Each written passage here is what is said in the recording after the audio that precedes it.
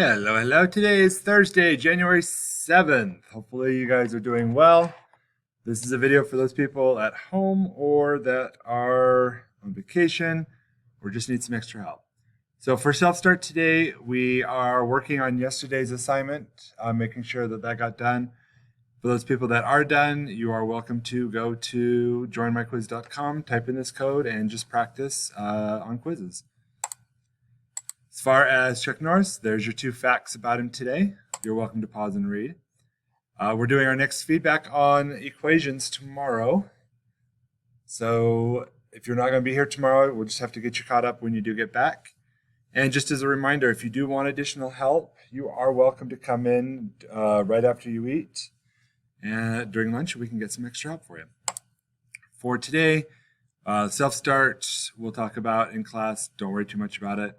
But we're going to be practicing multi-step and multi-step equations for real life.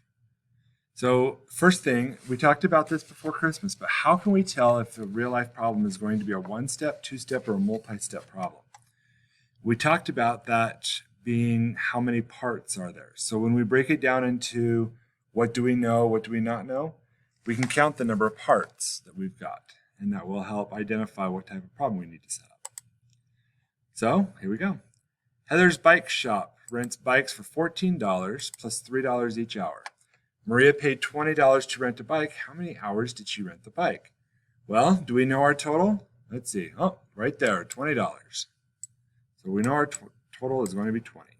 What are some of the parts that we know? Well, we know she rented the bike for $14. $14 for rental. We know it's $3 each hour.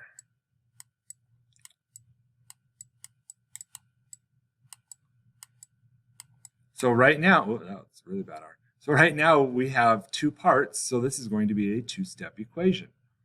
What do we not know? We don't know the number of hours. Let me see if I can do a better R this time.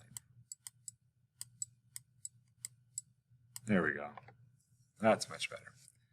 So I'm just going to use the variable h. Now, we covered this the other day when we were correcting our feedbacks. So this is just one of those that was right off that feedback. To set it up, I always do my total first.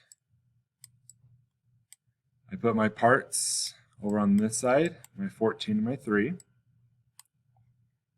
I look for some keywords. Well, let's see, I see $14 plus, so I know I'm going to be adding. $3, oh, there's another one, each. So that means I'm going to be multiplying 3 for my hours by my hours. So here we go. That would be just 3h. Solve it. You want to get rid of the term without a variable first. The opposite of a positive 14 is a negative, so I'm going to put a negative 14 on both sides. That's going to give me 3h on this side, and that's going to give me 6 on this side. I'm going to divide both sides by 3, and I'm going to get h equals 2. So how many hours did she rent the bike for? She rented it for 2 hours. This is another one that came right off of your feedback from before Christmas. A farmer ships oranges in crates that weigh 6.1 pounds when empty. Each orange weighs 0.38 pounds. The total weight of the crate filled with oranges is 63.1 pounds. What is the number of oranges packed in each crate? Well, do I know my total? Yep, I see a total weight of 63.1. What parts do I know? Well, I know that the crate is 6.1 pounds. So I'm going to put, oh, that was a really bad C too. Oh, I can't spell today. Okay, let's just scribble that out. Let's try that again. So 6.1 pounds for the crate. I know it's 0.38 for each orange.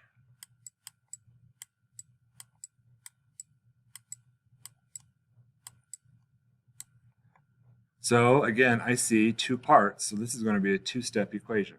What do I not know? Well, I don't know the number of oranges.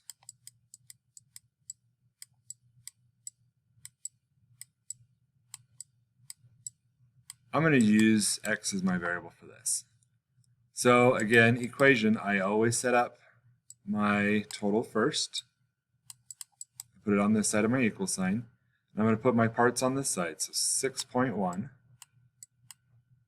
And I'm just going to put 0.38. I'm going to look for some keywords. Let's see. So I see each orange is 0.3.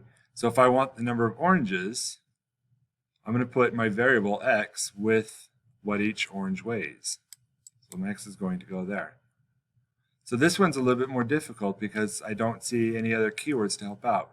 But if I think about it, I have my crate and oranges. So that would be my equation there. Get rid of the term that does not have a variable. I kind of run out of room, it looks like. I'm going to use my calculator just to make sure that I get this correct. So 63.1 minus 6.1. That's going to give me 57. So I'm just going to kind of separate that so you can see there. So I'm going to divide both sides by 0.38.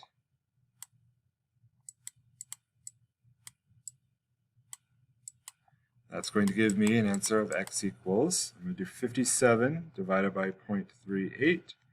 That's going to give me an answer of 150. So how many oranges go into each crate? 150 oranges. Okay, how about this one? Trevor, Thomas, and Stacy decide to play mini golf. Each of them pays $3 for each game and $5 for candy bars.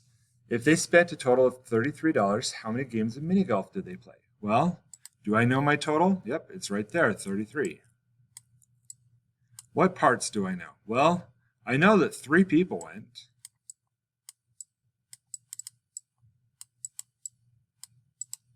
I know that they paid $3 for each game.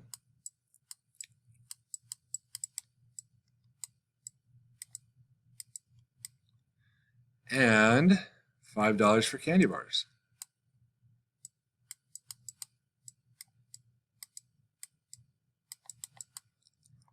So I see 1, 2, 3 parts to it. This means this is going to be a multi-step problem. What do I not know? Well, I don't know how many games. So I don't know the number of games.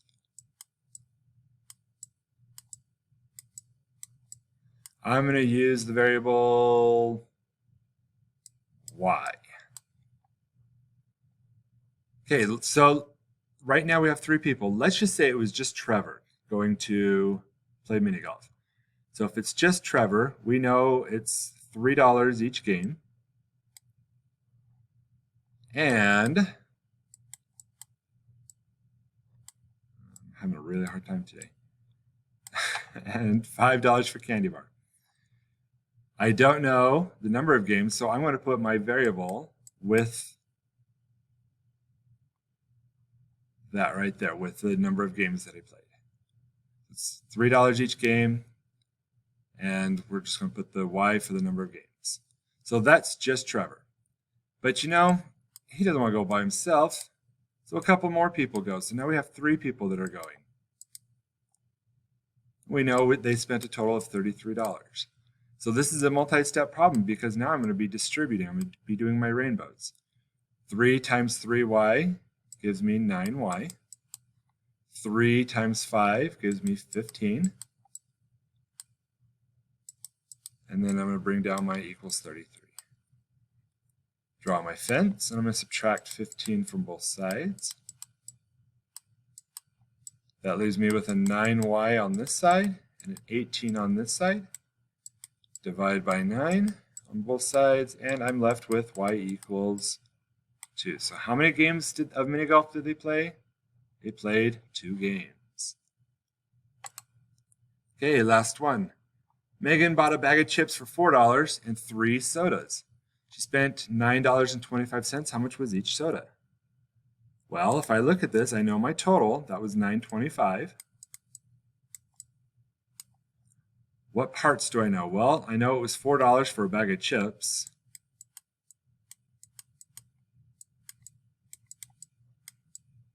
And it looks like 3 sodas.